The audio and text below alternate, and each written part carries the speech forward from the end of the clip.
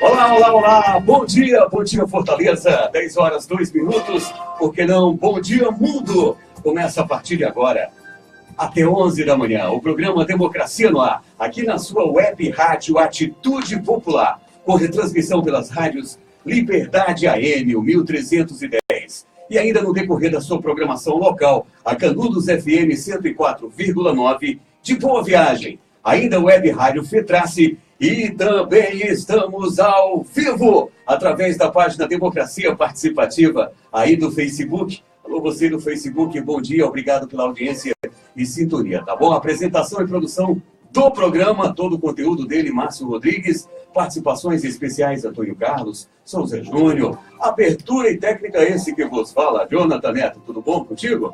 Vai ficar melhor ainda agora, viu? Com certeza. Democracia no Ar é um programa do movimento Democracia Participativa. Nós temos o apoio cultural da Fetrace, Mova-se Sem Face, o Show Advogados Associados e Sintaf.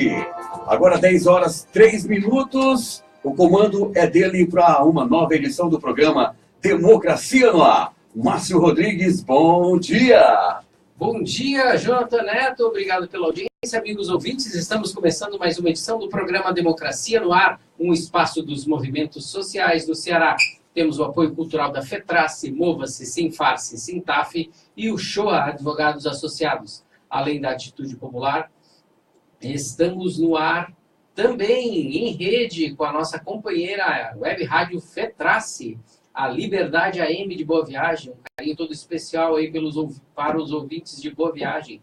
Por ser uma rádio comunitária, a Canudos FM apresenta este mesmo programa ao longo de sua programação normal. Por ser uma rádio comunitária, ela não pode transmitir em rede. Também estamos no ar na página do Facebook do Movimento Democracia Participativa. Então, bom dia a vocês, nossos companheiros que estão assistindo aqui mais um programa Democracia no Ar. Esse que é um espaço para dar vez e voz aos esquecidos e criminalizados pelos meios de comunicação tradicionais. Aqui os sindicatos e as organizações em defesa do meio ambiente, os movimentos por direitos humanos e os defensores dos direitos difusos serão ouvidos e poderão se manifestar de maneira livre e independente. Ouvir representantes de minorias e ampliar a voz de quem não possui um canal de comunicação entra no ar agora. Democracia no Ar. E hoje, na edição de hoje, nós vamos receber dois representantes do Sindicato dos Trabalhadores Gráficos do Estado do Ceará, o Rogério Andrade, que preside a entidade, e o Adriano Sena, que é diretor do Sintrag. Bom dia, senhores. Bom dia, companheiro Márcio, bom dia aos ouvintes, bom dia aos companheiros da Fetrace, bom dia a todos. Prazer estar aqui. Adriano? Bom dia a todos, companheiros, bom dia e um forte abraço aí para a categoria trabalhadora. Eles vêm falar sobre as demandas da categoria, né? Os trabalhadores gráficos do Estado do Ceará são divididos em três tipos de trabalhadores, né? Os trabalhadores que trabalham nos meios de comunicação impressos, né? Nos jornais, nas revistas aqui da região, e as gráficas que trabalham na produção de conteúdo impresso para jornal, os trabalhadores que trabalham na produção de embalagens e os trabalhadores que trabalham em que setor? Na verdade, a categoria é uma só, né? Os patrões aqui no estado do Ceará é que dividiram-se em três sindicatos, né? Uhum. E aí tem os sindicatos das empresas proprietárias de jornais e revistas, que detêm o menor número de trabalhadores. Tem o setor gráfico de embalagens, que trabalha basicamente com embalagens gráficas, né? E tem também o maior setor, que é o setor convencional.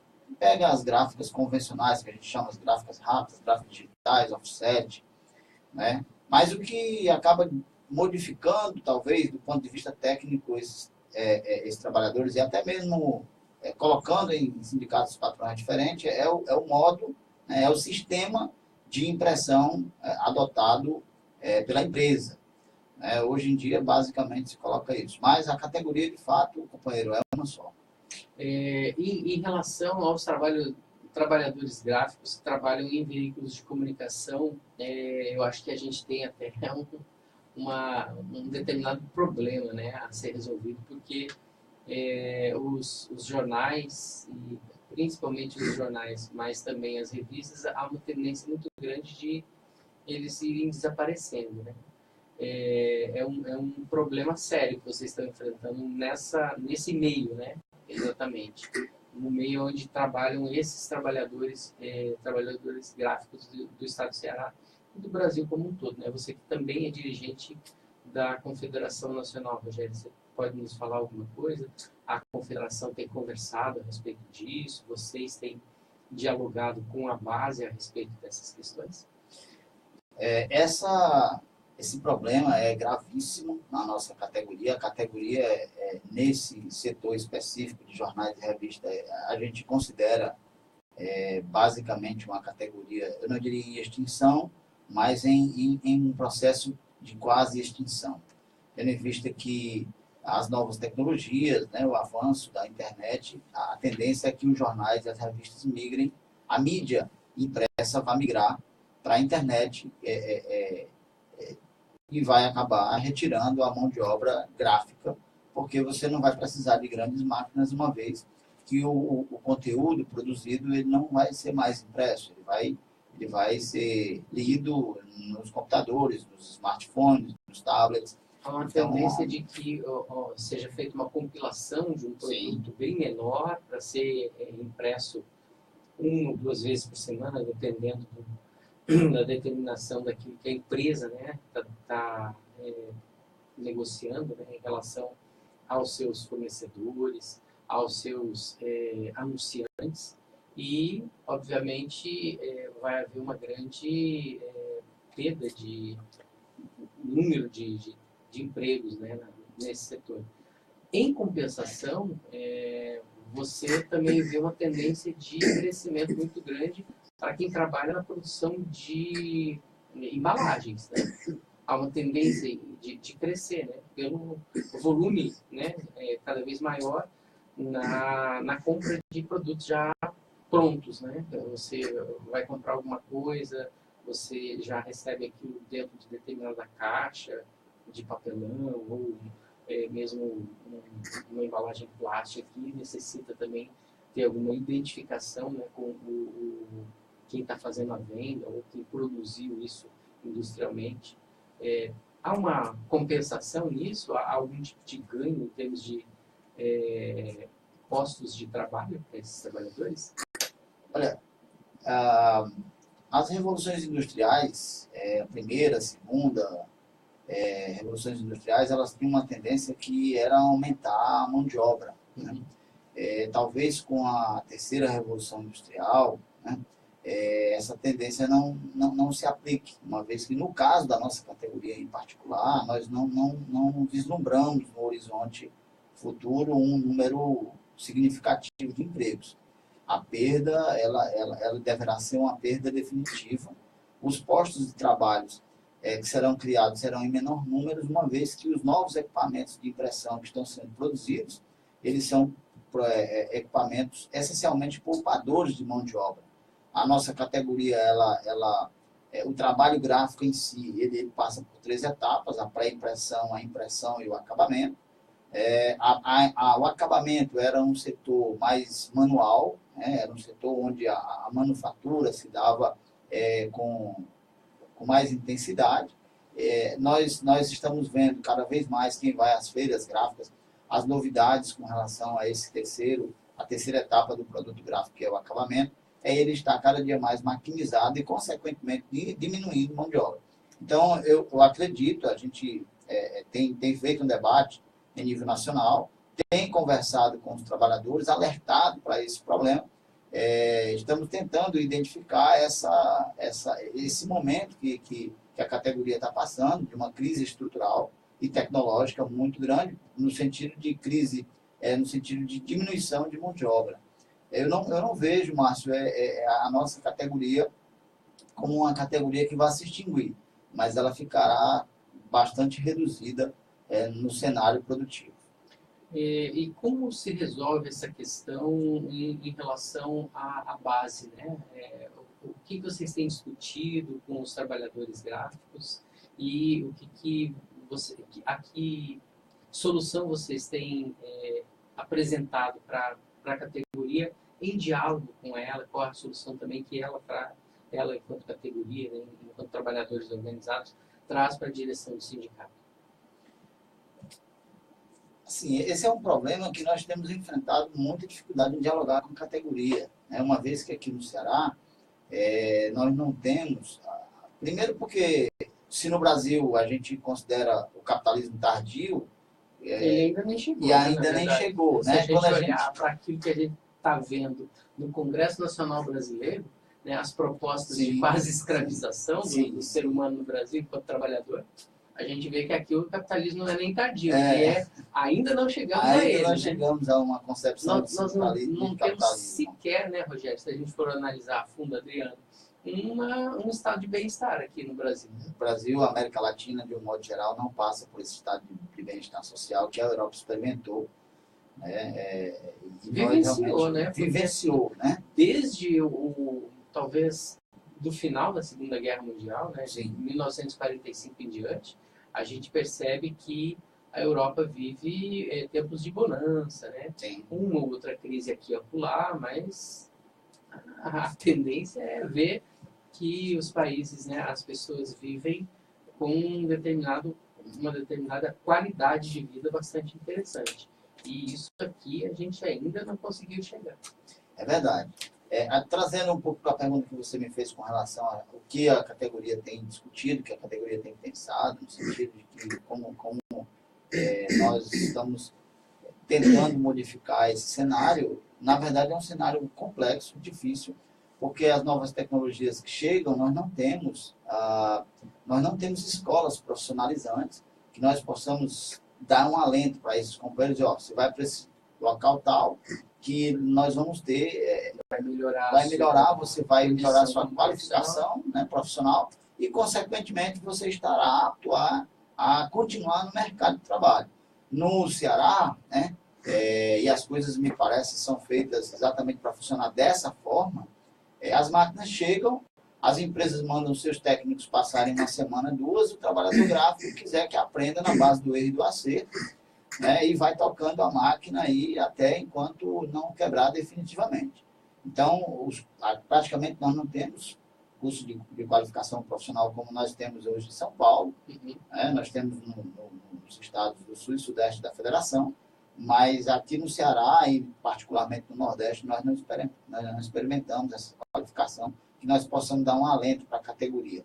Então, é uma luta pela sobrevivência muito dramática nesse sentido, porque nós não alcançamos o nível de qualificação tecnológica necessário para que a categoria possa continuar avançando e, digamos assim, se organizando também, logicamente, do ponto de vista profissional, do ponto de vista político, porque a partir do momento que você conhece como se trabalha no setor, como opera as máquinas, como a gente vai começar a fazer o produto, é que nós conseguimos vislumbrar a necessidade de sermos, talvez, cidadãos, de ser partícipes do processo produtivo e, a partir dele, se inserir também no processo político de organização que a gente realmente vivencia. Então, cada vez mais que nós embrutecemos o trabalhador, não conseguimos colocá-lo do ponto de vista da qualificação profissional, nós distanciamos ele também do processo político. Então, é um problema que nós enfrentamos. Quantitativamente, né, a gente pode dizer que existem quantos trabalhadores no setor gráfico hoje no estado do Ceará? E, assim, o sindicato ele abrange não só Fortaleza, mas ele abrange todo o estado do Ceará, né? O sindicato é estadual. Hoje nós temos aí, um número que não é um número nosso, é um número da Abigraf, que é uma associação patronal. Eles vislumbram cerca de 10 mil trabalhadores gráficos em todo o estado do Ceará, e contando os 3 setores, logicamente, porque na Abigraf eles não fazem distinção o que é jornal, o que é embalagem, o que é convencional. Todo mundo é gráfico, independente do sistema. Então, é uma associação que congrega e alberga, digamos assim, todos os patrões em nível nacional. Então, eles dizem que no Ceará tem cerca de 10 mil trabalhadores, sendo a maioria no setor que a gente chama de convencional, que é o setor gráfico offset, impressão digital, enfim. Esse setor onde a maioria das empresas tem no máximo 10 empregados. Isso acaba pulverizando o número de trabalhadores e dificultando a organização na base, né? Extremamente pulverizado, né? Se você imaginar que quando uma empresa consegue ter no máximo 50 funcionários, a gente já pode considerar que é uma empresa de médio e grande porte aqui no estado do Ceará, ao passo que, para ser de médio e grande porte, no sul do país, empresas com 500, 600, 700, 800 trabalhadores, né? Então, aqui no estado do Ceará, quando uma empresa consegue atingir o número de 50 funcionários, a gente já pode conceituá-la como uma empresa de médio e grande porte.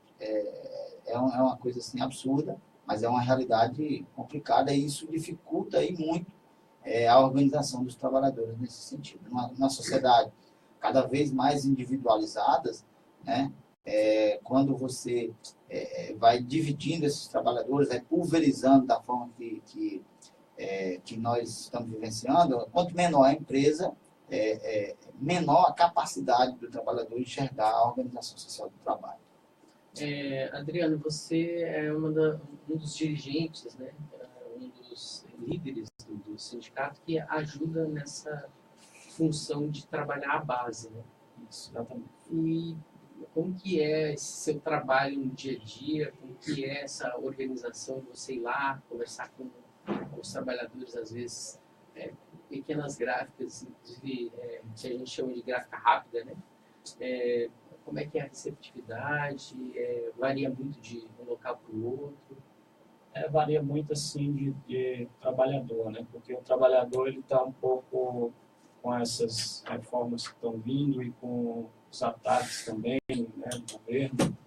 O trabalhador está meio receioso de até conversar com o dirigente sindical, com medo de perder o emprego, e a gente tem uma dificuldade muito grande nas empresas e tentar passar isso para o trabalhador, né? O trabalhador ele fica um pouco meio que de mãos atadas com o que está acontecendo. Se ele vai conversar com o dirigente sindical, o patrão ameaça de colocar para fora, né? Então tem esse impasse de patrão e dirigente, porque quem impor as regras dentro das empresas são os patrões, né?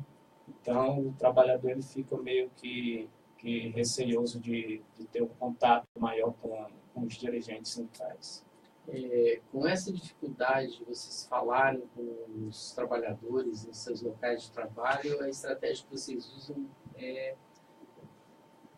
qual seria, né? Qual seria a saída para esse tipo de problema? A saída que a gente está tendo é tentar unir nas pequenas e grandes, né, que a gente chama de grandes empresas, que tem maiores números de funcionários, a entrega de jornais, chamar para comparecer ao sindicato, para acompanhar o que é que o dirigente sindical faz realmente de fato. E nas pequenas empresas a gente tenta abrir os olhos do trabalhador que quem luta por ele é o dirigente sindical. Rogério e Adriano, a gente está vivendo um período bastante conturbado em termos de conjuntura nacional, né? Como que o Sindigraça do Ceará está se posicionando, primeiro em relação à greve geral, né? Daqui a 9 dias a gente vai ter uma espécie de uma visão geral, né, do que vai acontecer com o futuro do Brasil. E aí eu gostaria de saber de vocês o que o sindicato está fazendo, né? Vocês são base de uma central, que é uma central de bastante luta, CSP com lutas, né? Como que está se dando essa organização aí de base para essa manifestação no próximo dia 28. Vocês já negociaram com a base de vocês a paralisação total do trabalho? Já realizaram a Assembleia Geral, convocando, né, os trabalhadores para esse momento de paralisação, né, a greve? Olha, a nossa categoria vai ser convocada por local de trabalho, né? Nós estávamos esperando uma discussão que fosse feito um material unificado, tendo em vista que a proposta de greve geral ou de paralisação nacional, que até mesmo o nome da atividade ficou um pouco complicado na hora de definir pelas centrais, né?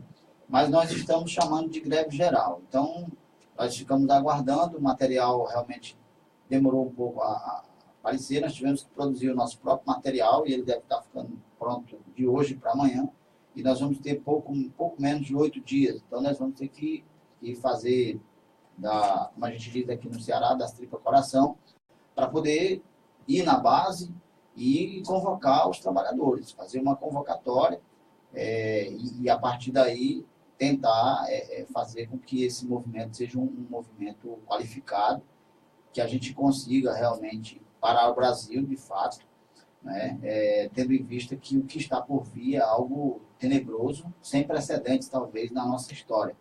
Eu estava iniciando no movimento sindical quando nós vivenciamos o advento do neoliberalismo no Brasil, no período dos governos tucanos, né? E anteriores a ele também. O embrião do neoliberalismo no Brasil começa com Fernando Collor, mas se intensifica no governo tucano.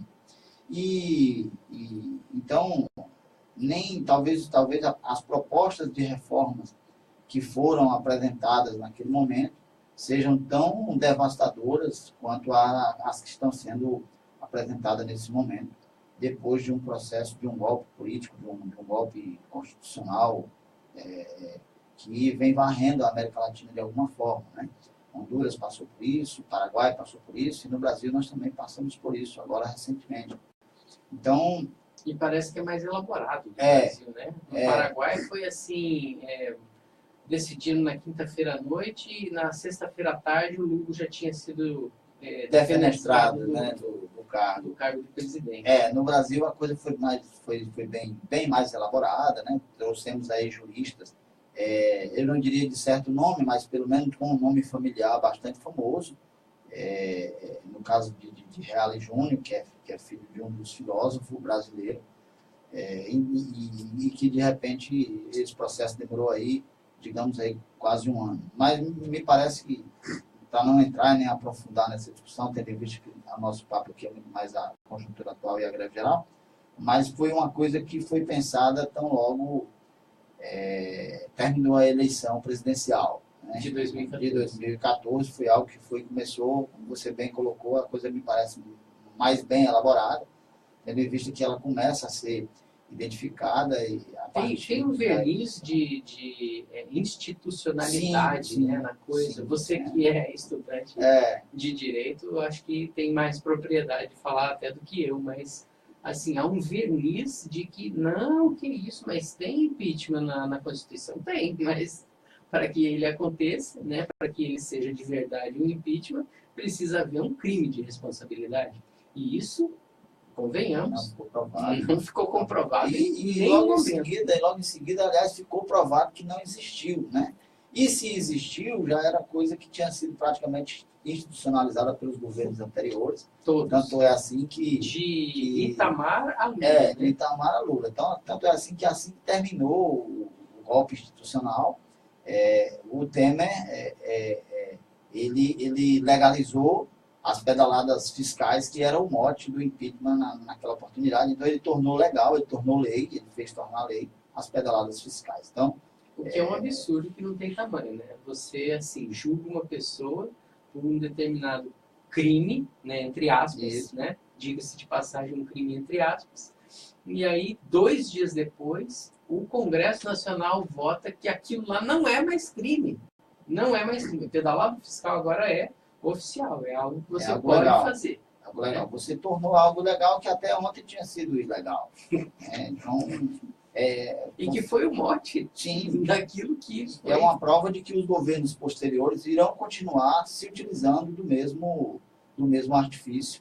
E, logicamente, se nós entendermos que o fato é um fato ilegal, é um fato ilegítimo, um fato que deva ser colocado como um crime, então a gente acabou legislando e deixando de ser crime algo que a gente tão condenou em anos anteriores e até se utilizou desse fato em si para afastar um presidente, ou uma presidenta, no caso, democraticamente eleito, com maioria de votos, enfim.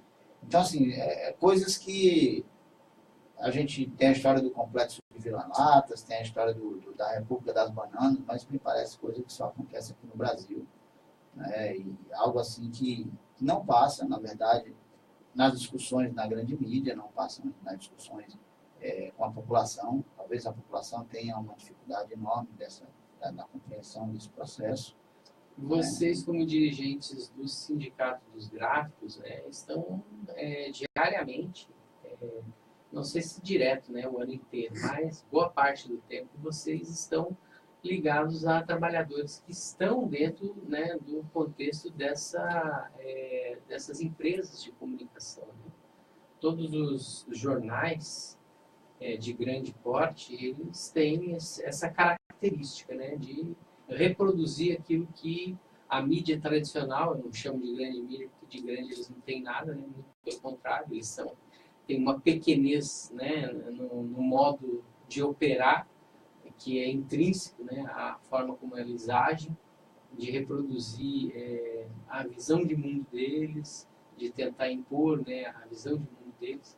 Mas, assim, como que vocês veem esses trabalhadores, né, e a interação desses trabalhadores nesse contexto de crise? É mais fácil convencê-los a não ir trabalhar, ou em função aí desse momento particularmente difícil, é impossível fazer com que eles não vão trabalhar? Não, eu não vejo como impossível, né? A classe trabalhadora, ela é muito dinâmica, né? Nós não vemos a impossibilidade de acontecer uma paralisação geral no Brasil, notadamente com relação à nossa categoria. Os gráficos, o perfil do trabalhador gráfico, obviamente que modificou, né? Com os novos processos produtivos. Acho que a gente coloca que a produção em série, ela também, adotada no Fordismo, ela também acontece com o produto gráfico. Quando nós experimentamos o início da atividade gráfica no Brasil, né, gráfico e jornalista, eles se identificavam na mesma pessoa. Né? Aliás, eles faziam campanhas salariais, campanhas institucionais, campanhas que eram par e passo, todo mundo junto, né? Na verdade, o gráfico... Junto e misturado. Né? O gráfico era jornalista e o jornalista era gráfico, porque você tinha que preparar a matéria, né? Você tinha que buscar o fato e depois ir para a oficina, montar a chapa, né? A partir da montagem da chapa, você revisava, você relia seu texto, colocava ele na máquina, rodava e no dia seguinte ou à tarde tinha que vender o jornal. Tinha que colocar o jornal para vender. Então, você participava do processo desde o início da produção até o pós-venda, né? Pós-venda. Perguntar na rua se... Isso. Inclusive, tinha toda uma forma de vender o jornal, aquela coisa de você ficar gritando. Porque, enfim, você participava, você tinha domínio de todo o processo produtivo. Hoje, isso modifica sensivelmente, porque se a gente pegar o produto jornal, você tem o cara que vai captar a notícia, depois ele vai fazer a redação. A partir da redação ele já não tem mais domínio de nada, porque ele vai para a pré-impressão, lá o cara vai diagramar, lá um outro vai mandar para a impressão, editar, né, colocar as imagens, vai fazer os tratamentos da imagem. Enfim, o processo ele foi todo dividido, né? Então você tira a capacidade de você estar fazendo toda uma discussão, estar olhando, um olhar mais crítico daquela notícia em si. Coletivo. Né? Então, assim, essa dificuldade da divisão do trabalho, ela modifica, porque se nós trabalhadores gráficos, fomos os jornalistas da classe, hoje nós não podemos mais dizer a mesma coisa. Então, o processo de politização desses trabalhadores é muito mais complexo. Antigamente, nós éramos nós costumamos dizer que nós, trabalhadores gráficos de um determinado tempo, fomos a vanguarda no movimento operário no Brasil, porque éramos nós quem editávamos os livros, imprimíamos os jornais. Então, as ideias culturais, políticas, vindas da Europa e de outros continentes, nós éramos os primeiros a ter contato com ela. Né? Então, éramos nós quem éramos, de fato, a vanguarda, digamos, do pensamento operário, porque nós tínhamos essa coisa de estar com a novidade ali no nosso trabalho. Então, hoje não, hoje a divisão social do trabalho acabou nos tornando, de alguma forma, autômatos, né? Nós apenas apertamos botões, digamos assim, porque o processo de trabalho foi dividido e nós perdemos essa capacidade. Se a gente colocar isso para o trabalhador de embalagem, que não trabalha com notícia, então aí você nem faz o debate, a discussão. O setor convencional também, aquele companheiro que trabalha muito mais com panfleto, com cartaz, né, com uma nota fiscal, com o formulário contínuo que está acabando, né, praticamente já está extinto o formulário contínuo. Mas se você pegar esse trabalhador, ele não vai ter contato com toda essa riqueza cultural, com todo esse debate político, com todo esse conflito de ideias natural, né, na dialética humana. Então, nós gráficos, realmente, por conta da divisão social do trabalho, nós perdemos essa possibilidade de nos politizarmos muito mais, porque quando nós tínhamos no século passado, no século atrasado, tendo visto que nós éramos, de fato, a vanguarda do movimento. Estamos conversando com o Rogério Andrade e Adriano Sena, representantes do Sindigrace, o Sindicato dos Trabalhadores Gráficos do Estado do Ceará, e vamos entrar no nosso intervalo aqui no programa Democracia no Ar, e para isso eu convoco ele, Jonathan Neto, o homem da voz de ouro da atitude popular. 10h34, rapidinho, uma breve intervenção, apenas para agradecer a você, né, que está aí do outro lado, conferindo através das rádios retransmissoras, e bem como que está nos prestigiando, acompanhando, curtindo, compartilhando, através da página Democracia Participativa no Facebook. Obrigado, tá? Você está ouvindo e conferindo o programa Democracia no Ar, que é um programa do movimento Democracia Participativa. Temos o apoio cultural da FETRACE, Mova-se, Sinfarce, o Show Advogados Associados e Sintaf. Como você já é conhecedor, já estamos na fase de contagem regressiva para a greve geral. Então vai contando nos dedos e vai ouvindo para a conscientização chegar bem mais rápido, tá bom? Escuta aí, ó. Dia 28 de abril, o Brasil vai parar.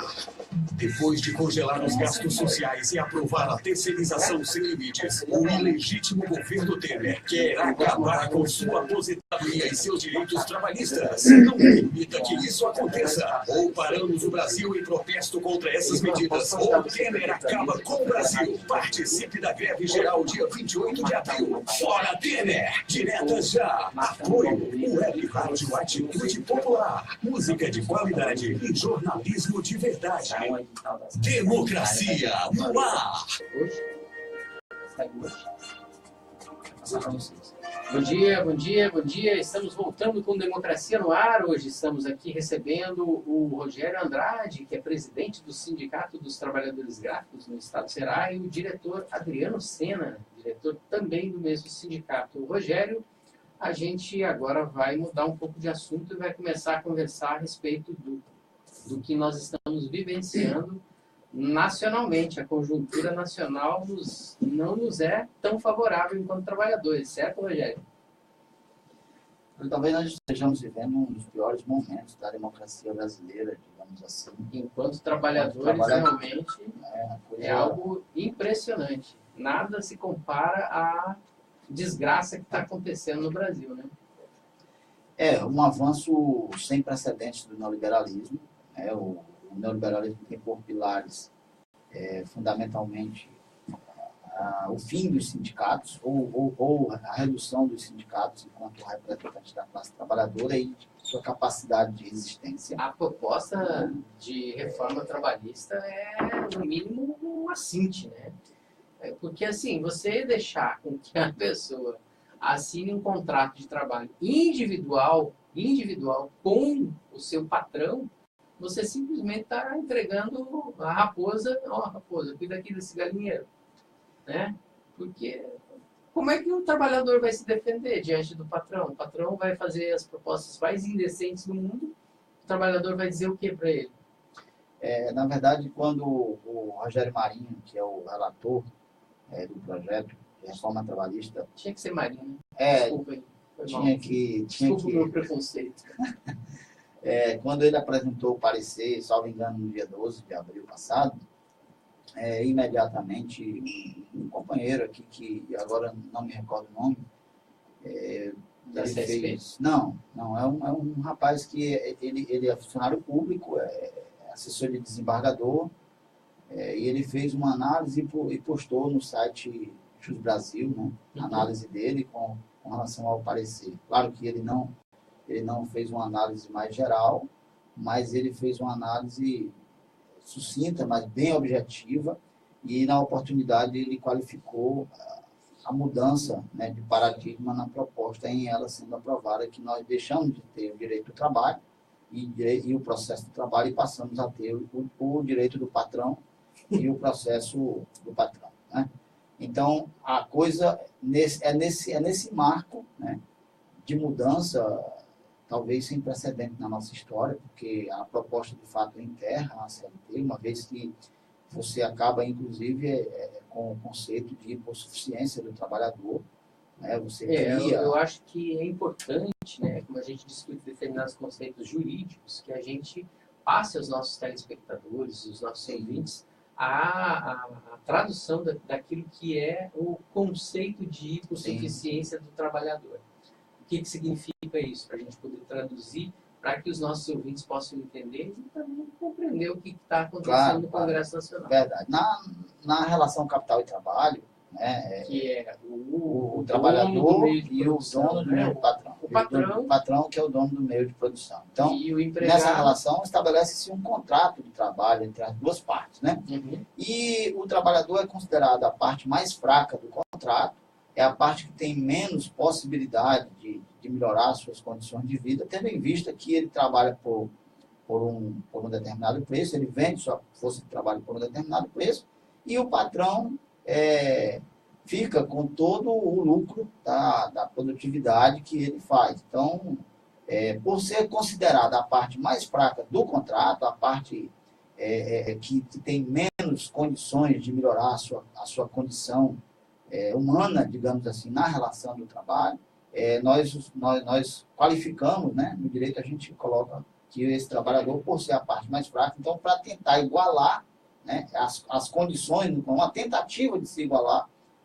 na relação contratual, a gente coloca que o trabalhador é hipossuficiente, ele é considerado a parte mais fraca e, portanto, precisa ter maior proteção da legislação para que essa relação ela seja menos desigual. Então, dito isto, eu acho que a proposta que está no Congresso Nacional hoje vigora no Brasil o conceito de hipossuficiência, o trabalhador é considerado a parte mais fraca do contrato, e de fato na relação capital e trabalho. É simples, então, né? Eu tenho aqui algum dinheiro, eu posso pagar determinadas pessoas. Aí eu vou escolher no mercado de trabalho, e eu, né, como empregador, quem vai aceitar as piores condições para sobrar mais dinheiro para mim. É assim, então, assim, porque é a lógica daquilo que é o capitalismo, né? Nós vivemos num ambiente capitalista mundo afora. E não tem nenhum país no mundo, com exceção da Coreia do Norte e de Cuba, que eu me lembro aqui, que vive algo diferente disso, que é sobrar mais dinheiro para quem tem o meio de produção, né? Verdade. Então, a proposta do relator, ela acaba, de alguma forma, com esse conceito. Coloca que o trabalhador é a parte suficiente, é a parte trabalhador e patrão, né? Empregado e empregador, estão no mesmo nível e nas mesmas condições, o que a realidade nos mostra muito claramente, mesmo nos países avançados, que essa realidade é diferente, que o trabalhador precisa ter mais proteção, tendo em vista que ele realmente não tem condições de acompanhar, nesse caso, os avanços, logicamente, e nem as melhorias na questão da produtividade. Uma vez que o trabalhador, ele trabalha vendendo apenas uma parte, né? Vendendo a sua força de trabalho e fica com apenas uma parte daquilo que de fato é produzido, com o empregador se apoderando de todo o resto da produtividade dele. Então, as propostas que estão colocadas aí modificam sensivelmente o contrato de trabalho, trazem um mundo novo, né? A gente está enterrando a CLT, com alguns falsos argumentos.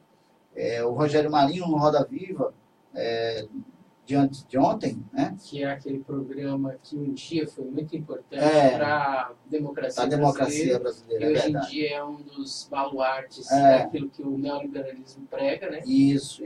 A mudança na Fundação Padre Anchieta realmente modificou sensivelmente o programa. Matou o programa, né? Até porque a gente precisa compreender também que a Fundação Padre Anchieta é uma instituição do Estado de São Paulo, e o Estado de São Paulo é um estado governado pelo PSDB há mais de 20 anos. Né? Então, pouca coisa, né? É natural que o programa se transformasse naquilo que se transformou hoje. Mas, mesmo assim, é um momento importante para a gente estar acompanhando. Logicamente, é o relator da reforma. Foi lá com todo o seu cinismo, colocando alguns elementos, dizendo que a CLT precisava ser modernizada, uma falácia que não tem tamanho. Que não tem tamanho, porque, na verdade, a CLT ela vem sendo atualizada, né, nos últimos anos. Sistematicamente. Desde que foi criado em 1943. Isso. Não só para adotar, logicamente, não só, logicamente, para adotar a legislação, as novas condições de trabalho, as novas tecnologias, ao que aparece de novidade, mas também para retirar direitos. Deixa eu só trazer um elemento aqui para a nossa discussão, Adriano e Rogério, que é um texto que foi publicado no site da Central Única dos Trabalhadores. Né? A reforma trabalhista proposta pelo governo Temer, em parceria com o Congresso Nacional, é um insulto ao povo brasileiro. O resultado será o desmonte de todos os direitos garantidos pela legislação trabalhista vigente e uma desorganização completa do mercado de trabalho. Essas medidas aumentarão exponencialmente a precarização, provocando o crescimento da pobreza e da miséria e aprofundando a crise social no país. O projeto de lei propõe, de uma só vez, trocar o emprego formal pelo bico, impedir os trabalhadores de entrarem com recursos na Justiça do Trabalho para combater as fraudes e acabar com o direito à organização sindical. No curto e médio prazo, a reforma eliminará do mercado de trabalho o emprego com registro em carteira, com contrato por prazo indeterminado, o que impactará diretamente no acesso e direito à aposentadoria, benefícios, jornada de 44 horas semanais, que já é uma jornada superior à grande maioria de todos os países, inclusive os nossos vizinhos aqui do Cone Sul, ou seja, da América do Sul, direito à hora extra, férias e descanso semanal remunerado, com condições dignas de saúde e segurança no trabalho, direito à gestante e direito à negociação coletiva. Esses empregos serão substituídos por trabalho precário, terceirizado, temporário e a tempo parcial. Serão substituídos por contratos de trabalho intermitente, sem jornada definida, no qual o trabalhadora receberá apenas o pagamento pelas horas trabalhadas, sem saber quando e por quanto tempo vai trabalhar, nem quanto vai receber no final do mês. O objetivo é trazer para o Brasil o contrato de trabalho pago por hora, onde os empregados ficam à disposição do patrão, mas só ganham pelo tempo efetivamente trabalhado. Além de propor ampliar as jornadas de trabalho, reduzir salários e benefícios, retirar direitos conquistados em forma de lei e expor trabalhadores e trabalhadoras a mais acidentes e adoecimento, a reforma pretende desmontar toda a estrutura de proteção que existe hoje. É isso? É basicamente isso. A nota da CUT faz menção realmente ao que está por vir. A tentativa, Márcio, acho que para uma linguagem bem simples, nós temos hoje todas as formas de trabalho informal e precário, que é utilizada no Brasil de forma irregular, e a tentativa da proposta de reforma é basicamente tornar legal o trabalho precário e o trabalho informal. Quando a nota fala em trabalho por hora, que é uma modalidade de trabalho norte-americana, como se os Estados Unidos fosse o paraíso na Terra, né? Que na verdade é uma aberração. É isso que eu fico assim, chateado, porque assim, as pessoas não se dão conta de que é um país completamente doente, né? Sim. Volta e meia, você não passa nem 2 meses sem você ler uma notícia de pessoas que saíram na rua com um rifle na mão, atirando a esmo e matando aí dezenas de pessoas, às vezes, matando algumas e ferindo dezenas de pessoas. E, assim, a coisa, infelizmente, se tornou banal, né, nos Estados Unidos acontecer isso por causa da doença, que é aquela sociedade. Se você olhar para o vizinho um pouco mais ao norte, as coisas não são tão radicais, né, que é o Canadá. Se você olhar ao sul, você vai ver que é uma exploração da miséria mexicana que ajuda a sustentar aquele grande irmão do norte, né, entre aspas. Ou seja, a gente precisa rever os nossos conceitos enquanto sociedade para saber o que está acontecendo aqui. Eles querem implantar um modelo norte-americano, sendo que lá, pelo menos, né, a hora trabalhada ela nunca é inferior a 15, 16, 20 dólares. Aqui a hora trabalhada chega a ser R$ 2,30. É ridículo. Quando passa, né, de R$ 2, ela já começa a ficar grande. Então, os trabalhadores brasileiros só ouvem falar, né, ficam ouvindo notícias plantadas pela mídia, de que esse tipo de trabalho é um trabalho vantajoso e que nós vamos modernizar a nossa relação de trabalho. Não é verdade. Nós vamos tornar legal. Esse é o problema daquilo que é parte daquilo que é o nosso trabalho. Vocês são gráficos, eu sou jornalista, e muita gente trabalha como radialista ou como funcionário de TV, entra também na categoria de radialista. E a gente vê o quê? A gente vê que o jornalismo foi sequestrado pela grande mídia. Verdade. Né? Ao invés de você ter informações esclarecedoras, você tem informações manipuladoras. Né? Sim. E quando você vê, alguma vez, né, nesses últimos 6 meses, vocês viram alguma notícia que desabone as propostas que vêm do Palácio do Planalto nos jornais nacionais, tanto da Globo, quanto da Bandeirantes, quanto do SBT, quanto da Record, quanto da... Está faltando alguma? Rede TV? Não, né? Não. Você sabe por que não? É porque, assim, vou dar Só só um exemplo. Só um exemplo. A Rede Bandeirantes, em outubro de 2016, havia recebido 2.499% a mais em recursos federais de publicidade do que tinha recebido até aquele mesmo mês do ano de 2015. Ou seja, compra, né, da opinião pública. Ou da opinião publicada. Então, opinião pública é outra coisa. É verdade. Mas, assim, Márcio, esse é um problema que nós estamos vivenciando no Brasil há muito tempo. Né? Não é uma coisa de ontem. Né? Desde a gênese da nossa história, digamos assim, quando surgiu a mídia no Brasil, na verdade, ela já nasce como uma voz das classes dominantes. Então... E isso passa ao longo de toda a nossa história. O que me causa mais perplexidade, talvez nós fiquemos mais estarrecidos, né, ou com raiva mesmo, é a falsa ideia de susto. Né? Quando nós estamos assistindo aí as delações da Lava Jato, como se os delatores estivessem denunciando algo novo. Algo que a gente não conhecesse, como se a sociedade não soubesse, como se a Rede Globo não fosse partícipe daquele processo, como se as grandes empresas... Desde 1964. Né? Exatamente. Então, eles ficam colocando como se fossem paladinos da moralidade, como se fossem proprietários da ética. Naquele momento, nós estamos fazendo imprensa de verdade, nós estamos fazendo jornalismo de verdade, nós estamos sendo parcial, quando, na verdade, são também partícipes de todo aquele processo de corrupção existente no país. Então, não tem nada de novo, não tem nada de novidade. Como é que eu vou denunciar algo que eu já sei? Né? Então, agora, o grande problema é que a nossa sociedade, que está assistindo, que às vezes assiste um Jornal Nacional, que assiste um Bom Dia Brasil, ou qualquer outro telejornal, ou mesmo ler o jornal da grande mídia, vai pensar que se está tendo alguma novidade, como se de repente aquilo não fosse parte há muito tempo da nossa história e também do nosso processo eleitoral. Porque quem é que não sabe que para se eleger nesse país é com muito custo que uma voz das classes menos favorecidas consegue se eleger se não tiver capital suficiente para poder bancar a sua eleição.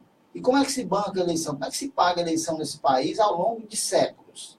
Né? A gente começa com o nosso voto, que era o voto de cabresto, vai seguindo, e hoje a gente continua do mesmo jeito, porque se você quiser se eleger, se você não tiver recurso, você não se elege. Não tem. Não tem como. O trabalhador vai chegar ao Congresso Nacional Não chega. com esse sistema político? Não chega. Eu gostaria Não de chega. poder entrevistar um cientista social que me desse essa resposta, né? Então, toda essa coisa de corrupção que passa no Brasil hoje, que estão sendo... A gente precisa, logicamente, que combater essa corrupção, mas nós precisamos mudar o sistema político brasileiro. Porque daí, se não combater, se não mudar, como que a gente vai combater? Né? É essa questão que fica aí para a gente refletir a respeito. Sim. Então, assim, eu acho que nesse é um processo bastante complexo. Eu acho que a nossa sociedade, esperamos que a classe trabalhadora amadureça no sentido de defender os seus direitos agora, porque nós entendemos como um pacto de gerações. Os direitos que nós temos, que nós temos hoje foram conquistados por lutas no passado, né, de pessoas que até pagaram com a própria vida, ou mesmo com a capacidade de ascensão profissional por ter participado do movimento, perderam a chance, porque o capital não permitiu, ou que foram presos, ou que foram torturados, para que nós tivéssemos os direitos que nós temos hoje. E nós passamos hoje, talvez, o risco da nossa geração não deixar para a geração dos nossos filhos e netos aquilo que os nossos antepassados conquistaram com muita luta, com muito suor. Você acha que nossa geração, então, está sendo covarde nesse sentido? Não, eu não diria que nós estejamos sendo covardes, mas nós estamos bastante acomodados nesse sentido. Não estou dizendo em relação a quem está na linha de frente, mas assim, o conjunto da sociedade parece que está inerte diante desses ataques veementes. Né? Existe uma acomodação muito grande na sociedade, até por conta da individualização dessa sociedade. Né? Nós estamos passando por um processo gravíssimo de falta... a nossa capacidade de indignação, ela diminuiu sensivelmente. Né? A nossa capacidade de se indignar com o outro que dorme na rua, como a pessoa que está passando fome, como alguém que de repente a gente olha e simplesmente passa e ignora. Então essa coisa da nossa capacidade de se indignar com a dor alheia nos faz extremamente individualista e de vislumbrar que é exatamente isso que a burguesia, que a grande burguesia quer, que a classe trabalhadora cada vez mais se individualiza, cada vez ela acha que ela sozinha consegue resolver os problemas dela, quando na verdade ela não tem a menor chance se não for organizada coletivamente, se não estiver coletivamente organizada. Então esse processo de individualização que nós estamos vendo hoje, ele acaba fazendo uma acomodação no sentido de não conhecer a história de luta para conquistar esses direitos. Então, que é um bom exemplo dessa solidariedade necessária. Eu estou aqui no site da CSP com Lutas, e que é a central a qual o Citigras está afiliado. Sim. E nós temos aqui um evento que aconteceu em homenagem ao assentamento Zé Maria do Tomé, né, que segue sob ameaça de reintegração de posse. Na próxima terça-feira a gente vai ouvir aqui companheiras, né? Tem duas companheiras do MST para a gente poder fazer a entrevista, e esse assunto também vai ser abordado, né? E foi assinado uma moção de solidariedade, né? Todo o apoio aos lutadores pela terra, assinado aqui pelo conjunto dos trabalhadores filiados à SP com Lutas aqui no Ceará. Esse documento tem os seguintes dizeres, né? Às vésperas de completar 3 anos de existência, o assentamento Zé Maria do Tomé está sob nova ameaça. Após muita luta e resistência de centenas de famílias, com o pronto apoio de um conjunto de organizações sociais da Diocese de Limoeiro do Norte, para ter acesso a direitos fundamentais como terra e água para produzir, que lhes foram negados historicamente, sobretudo após a implantação do megaprojeto Jaguaribe-Apodi, que tirou dos pequenos para atender aos interesses do grande capital, aqui representado pelas empresas nacionais e multinacionais do agronegócio. Esses trabalhadores depararam-se, nesse momento, com mais um enorme desafio a ser enfrentado. Uma ação de reintegração de posse deferida pelo então juiz federal da 15ª Vara, subseção de Limoeiro do Norte, que exige a desocupação da área no prazo de 30 dias a partir do dia 6 de abril, sob pena de multa diária de R$1.000, além do cumprimento forçado da desocupação, se for o caso. Ou seja, a CSP Condutas, que é uma organização que reúne trabalhadores urbanos, está solidária à questão dos trabalhadores rurais ligados, né, ao MST, mais especificamente àquele assentamento José Maria do Tomé. Na CSP Condutas nós temos essa peculiaridade, né? Nós não somos só trabalhadores urbanos, somos urbanos e rurais, então é assim que o nome da central é Central Sindical e Popular. Né? Então nós temos esse desafio de unir numa mesma central trabalhadores do campo, da cidade, também os estudantes, né? E todos os movimentos de minoria, feministas, os movimentos LGBTs, enfim. Nós temos feito esse esforço para organizar numa só central todo esse movimento. Né? Então, temos essa peculiaridade. É um desafio enorme, muito grande, porque a gente não se caracteriza como uma central meramente trabalhista, né? Mas também sindical e popular. Não só do labor, mas também dos interesses do conjunto da sociedade. Sim, sim. Inclusive, eu acho que o Adriano pode falar um pouquinho. Na semana que vem, na segunda-feira, nós estaremos ajudando a construir a jornada universitária, não é isso? A jornada universitária pela reforma agrária. E no nosso sindicato vai acontecer um evento no Cinema da Terra e vai vir vários convidados do MST. Podemos convidar os nossos telespectadores, rádio ouvintes. Está todo mundo convidado para aparecer. Qual é o endereço do serviço? Rua Floriano Peixoto, 2157. Na sede do centro, né? Zé Bonifácio, na sede do Sindicato dos Gráficos. E a uma, partir das 6 horas. Sessão de cinema. Uma sessão de seguida cinema. de debate, né? Junto com o pessoal do MST. Também do MST e também da UFC. Professores da UFC estão ligados também. Professores de História da UFC. E nesse momento está acontecendo também em vários locais, né, de debates, de aulas públicas, que vai acontecer hoje também no auditório da UFC, a partir das 6 horas. A jornada universitária está acontecendo em todo mês de abril. E vai até o dia 4 de maio, se não me engano. Então, a gente não pode perder essa oportunidade de assistir um documentário lá na sede do Sindicato dos Gráficos. Vai ser na próxima segunda-feira, dia 24. Dia 24, a partir das 18 horas, né? 6 horas da tarde ou 6 horas da noite, né? Dependendo de como você enxerga o dia. E aqui os últimos recados para finalizar o nosso programa de hoje, que já são 11 horas da manhã e precisamos ir embora. O lançamento do Plano Popular de Emergência da Frente Brasil Popular, né, lançamento político do Congresso Extraordinário da CUT, 1º de maio, às 8h30 da manhã, nos sindicatos bancários, aqui no centro de Fortaleza, rua 24 de maio, 1289, no centro. Essa é uma convocação da Frente Brasil Popular. Lançamento do livro 100 anos da Revolução Russa, né? Legados e lições. Vai acontecer também aqui no Ceará, seguido de debate. Nós temos aí a informação importante. Outra coisa é que nessa quarta-feira, dia 19, às 14h30, realizaremos uma audiência pública para discutir o direito à vida da juventude indígena.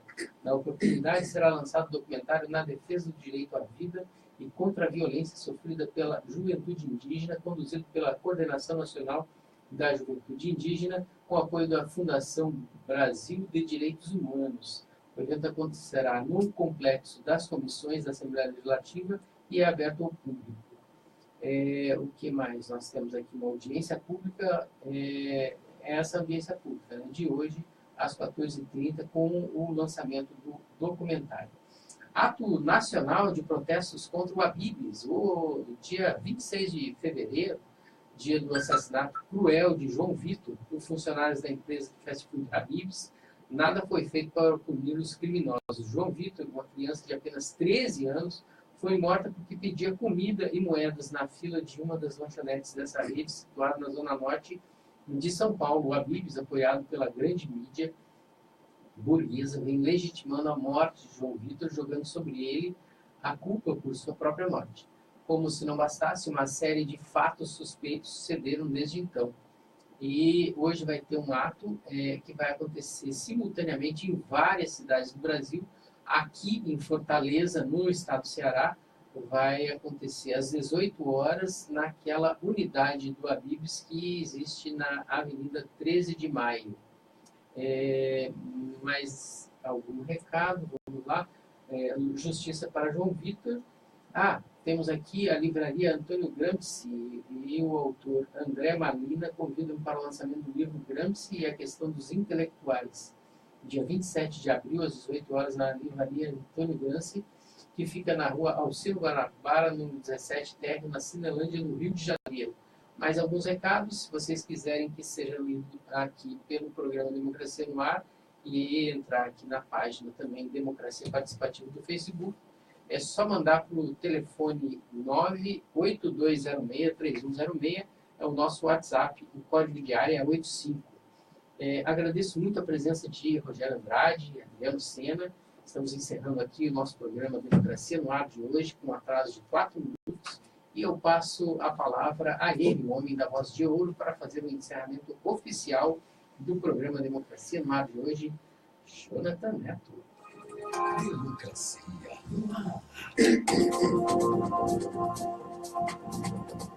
Como você bem falou, Márcio, 11 horas 4 minutos, acabamos de conferir o programa Democracia no Ar, aqui na sua web rádio Atitude Popular, com retransmissão pelas rádios Liberdade AM 1310, ainda Canudos FM 104,9 de Boa Viagem, web rádio Fetrace, e também você que acompanhou através da página Democracia Participativa aí no Facebook. Apresentação, produção, todo o conteúdo, Márcio Rodrigues.